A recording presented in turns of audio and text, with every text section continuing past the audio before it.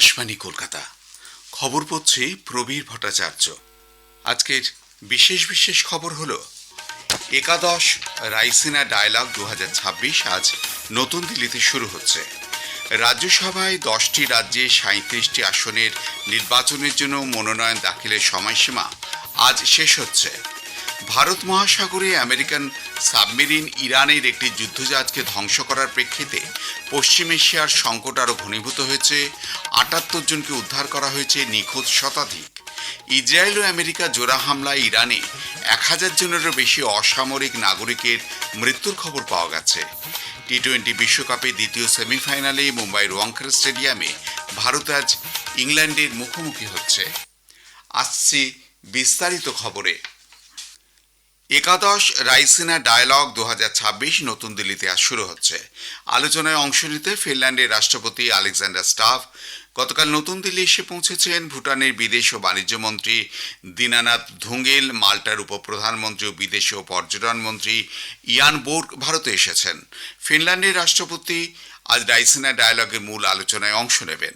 প্রধানমন্ত্রী নরেন্দ্র মোদী বলেছেন, রাষ্ট্রপতি স্টাফের ভারত সফরে দুদেশের সম্পর্ক আরও জোরদার এবং ভারত ও ফিনল্যান্ড বাণিজ্য ক্ষেত্রে আরও মজবুত হয়ে উঠবে।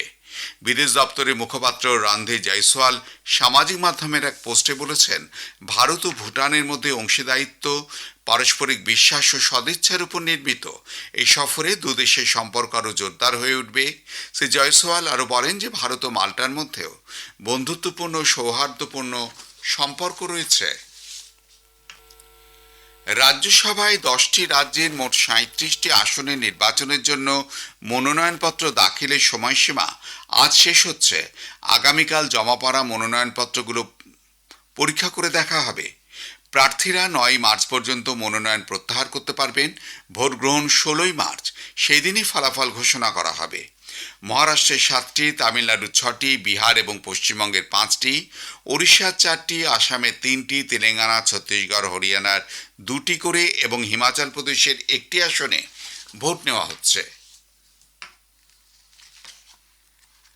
মার্কিন ডিফেন্স সেক্রেটারি পিট হেগসেট দাবি করেছেন যে মার্কিন ডুবোজাহাজ থেকে ছোড়া টর্পেডো ভারত মহাসাগরে ইরানের যুদ্ধজাহাজকে ডুবিয়ে দিয়েছে। পেন্টাগনে পিট হেগসেট বলেন, গতরাতে ইরানি যুদ্ধজাহাজের উপর হামলা দ্বিতীয় বিশ্বযুদ্ধের পর শত্রুর উপর এ ধরনের প্রথম হামলা। এর আগে শ্রীলঙ্কার আধিকারিকেরা বলেছিলেন যে যুদ্ধজাহাজের চালক দলের 32 জন সদস্যকে নিরাপদে উদ্ধার করা হয়েছে এবং বেশ কয়েকজনের মৃতদেহ উদ্ধার হয়েছে। আহতদের চিকিৎসার জন্য সমুদ্র সৈকতে আনা হয়। শ্রীলঙ্কা নৌসেনা এবং প্রতিরক্ষা মন্ত্রক জানিয়েছে যে প্রায় 101 জন নাবিক নিখোঁজ রয়েছেন, তবে উদ্ধার অভিযান চালু থাকায় সরকারি পরিসংখ্যান ভিন্ন হতে পারে। মোজ শ্রেণীর ফ্রিগেট IRIS ডেনা সম্প্রতি বিশাখাপত্তনমে আন্তর্জাতিক ফ্রিট রিভিউ 2026-এ অংশ নিয়েছিল। উদ্ধার হওয়া নাবিকদের নৌসেনার দক্ষিণ কমান্ড সদর দপ্তরে আনা হয়। পরে তাদের গলের কারাপিটিয়া হাসপাতালে ভর্তি করা হয়। সংশ্লিষ্ট আধিকারিকেরা বলেন যে হামলার পর দক্ষিণ কমান্ডের চারপাশে নিরাপত্তাও বাড়ানো হয়েছে। এদিকে ইসরায়েলের হামলায় পশ্চিম এশিয়ার সংঘাত তীব্রতর হয়েছে। ইরানে 1000 জনেরও বেশি অসামরিক নাগরিকের নিহত হবার খবর পাওয়া গেছে। ইসরায়েলের প্রতিরক্ষামন্ত্রী ইসরায়েল কাটেজ সতর্ক করে বলেছেন যে ইরানের পরবর্তী সর্বোচ্চ নেতা হিসাবে যাকেই নির্বাচিত করা হবে তাকেই নির্মূলের লক্ষ্যবস্তু হিসাবে বিবেচনা করা হবে।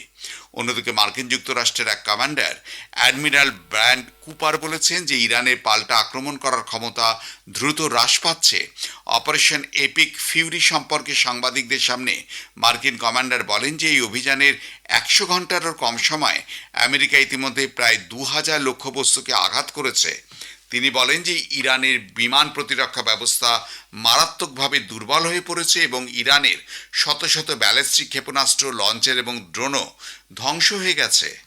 We have severely degraded Iran's air defenses and destroyed hundreds of Iran's ballistic missiles, launchers, and drones. And in simple terms, we're focused on shooting all the things that can shoot at us. We are also sinking the Iranian Navy, the entire Navy. For decades, the Iranian regime has harassed international shipping. Today, there's not a single Iranian ship underway in the Arabian Gulf, Strait of Hormuz, or Gulf of Oman, and we will not stop. মার্কিন যুদ্ধ বিভাগ এক বিবৃতিতে জানিয়েছে যে কুয়েতের সোয়াইবা বন্দরে একটি মনুষ্যবিহীন বিমান আক্রমণে 4 মার্কিন সেনা নিহত হয়েছেন। এদিকে পশ্চিম এশিয়ায় ইরান এবং যৌথ মার্কিন ইসরায়েলি বাহিনীর মধ্যে সংঘর্ষের জন্য ব্রিটেন এবং ফ্রান্স সাইপ্রাসের আক্রমণের পর সেখানে যুদ্ধজাহাজ এবং বিমান প্রতিরক্ষা মোতায়েন করেছে বলে ব্রিটেনের প্রধানমন্ত্রী কিয়ার স্টারমার সামাজিক মাধ্যমে জানিয়েছেন। ফরাসি রাষ্ট্রপতি ইমানুয়েল ম্যাক্রো ফ্রান্সের বিমান চার্লস ডি গলকে ভূমধ্যসাগরে যাওয়ার নির্দেশ দিয়েছেন। পশ্চিম এশিয়া এবং উপসাগরীয় অঞ্চলের বর্তমান পরিস্থিতি বিবেচনা করে বিদেশ মন্ত্রক একটি কন্ট্রোল রুম স্থাপন করেছে। সকাল 9টা থেকে রাত্রি 9টা পর্যন্ত 1800118797 নিঃশুল্ক নম্বরে যোগাযোগ করা যেতে পারে, অথবা 01123012113 01123014104 এবং 01123017905 নম্বরে যোগাযোগ করা যেতে পারে। এছাড়াও সংঘর্ষপূর্ণ অঞ্চলে ভারতীয় দূতাবাসগুলির নিরাপত্তা ব্যবস্থা এবং সম্ভাব্য স্থানান্তরের জন্য সহায়তা সাধনে 24 ঘন্টা জরুরি হেল্পলাইন স্থাপন করা হয়েছে। পশ্চিম এশিয়ার বর্তমান পরিস্থিতির মধ্যে উচ্চ চাহিদার পরিপ্রেক্ষিতে এয়ার ইন্ডিয়া টরন্টো, ফ্র্যাঙ্কফুর্ট এবং প্যারিস চার্লস ডি গলের জন্য অতিরিক্ত ধারণ ক্ষমতা সম্পন্ন বিমান চালানোর কথা ঘোষণা করেছে। সামাজিক মাধ্যমে এক পোস্টে এয়ার ইন্ডিয়া জানিয়েছে যে 11ই মার্চ পর্যন্ত দিল্লি এবং টরন্টোর মধ্যে 3টি অতিরিক্ত বিমান চলাচল করবে। 7ই মার্চ থেকে 10ই মার্চ পর্যন্ত দিল্লি ও ফ্রাঙ্কফুর্টের মধ্যে 3টি এবং দিল্লি ও প্যারিসের মধ্যে একটি অতিরিক্ত বিমান চলাচল করবে। এয়ার ইন্ডিয়া জানিয়েছে এই অতিরিক্ত বিমানগুলির মাধ্যমে যাত্রীরা এই নির্দিষ্ট রুটগুলিতে বিমানের আরও বেশি বিকল্প পাবেন। এর ফলে দিল্লি ছাড়াও ভারত এবং দক্ষিণ পূর্ব এশিয়ার গন্তব্যস্থলগুলির সঙ্গে যোগাযোগ স্থাপন আরও সহজ হয়ে উঠবে। আন্তর্জাতিক আণবিক সংস্থা IAEA এর মহানির্দেশক রাফায়েল মারিয়ানো গ্রোসি বলেছেন যে ইরান পারমাণবিক বোমা তৈরি করেছে এমন কোনো প্রমাণ পাওয়া যায়নি। একটি সোশ্যাল মিডিয়া পোস্টে শ্রী গ্রোসি আরও বলেন যে ইরানের কাছে পারমাণবিক অস্ত্র তৈরির কাজে ব্যবহারযোগ্য সমৃদ্ধ ইউরেনিয়ামের বিশাল মজুদ রয়েছে এবং আন্তর্জাতিক পরিদর্শকদের সেখানে প্রবেশাধিকার দিতে তাদের অস্বীকৃতি গুরুতর উদ্বেগের কারণ। কানাডার প্রধানমন্ত্রী মার্ক কার্নি বলেছেন যে মধ্যপ্রাচ্যের সংঘর্ষে আন্তর্জাতিক নিয়মকানুন সঠিকভাবে মানা হয়নি। তিনি বলেন যে ইরানে হামলা চালানোর আগে মার্কিন যুক্তরাষ্ট্র তার মিত্র দেশগুলির সঙ্গে পরামর্শও করেনি।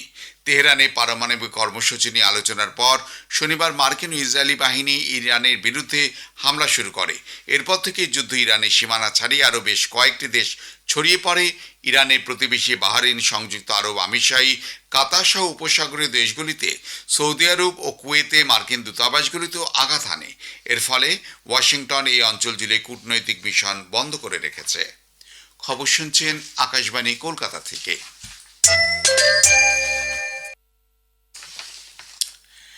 275 আসন বিশিষ্ট নেপালের সংসদে নতুন সরকার নির্বাচনের জন্য 8 ভোট গ্রহণ।